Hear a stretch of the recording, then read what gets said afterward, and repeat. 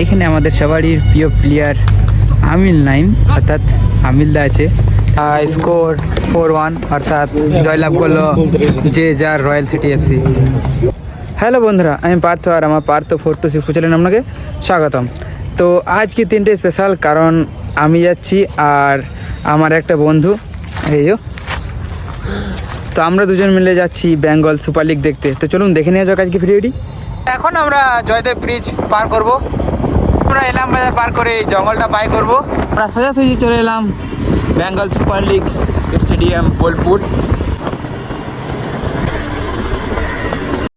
তো এইখানে যে যার রয়্যাল সিটি এফসি তারা এখন ওয়ার্ম আপ করছে, এবং এইখানে আমাদের সবারই প্রিয় প্লেয়ার আমিল নাইম অর্থাৎ আমিলদা আছে, তার জন্য আমি এখানে আজকে এসেছি। তো এইখানে দুটি টিমই মাঠের মধ্যে প্রবেশ করছে। যে যার royal city FC Medinipur versus Copa tiger.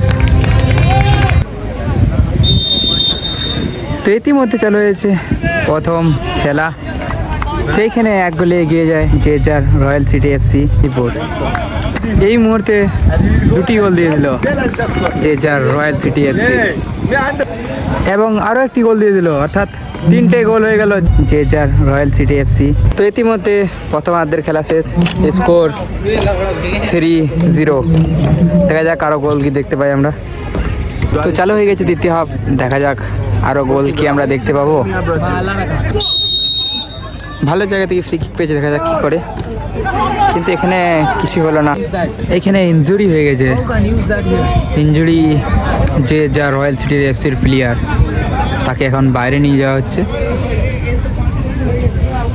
4টা গোল করে দিল যে যার রয়্যাল সিটি এফসি, এবং 4 নম্বর গোলটি করলো ক্লু। এখানে একটি গোল পরিশোধ করে দেয় কোপা টাইগার্স।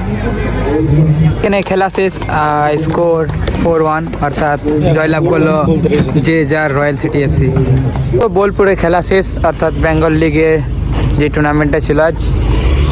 এই চললাম আমরা বাড়ি। তো তোমরা দেখতে পেলে ভিডিও। তো ভিডিওটা যদি ভালো লেগে থাকে লাইক, কমেন্ট, শেয়ার।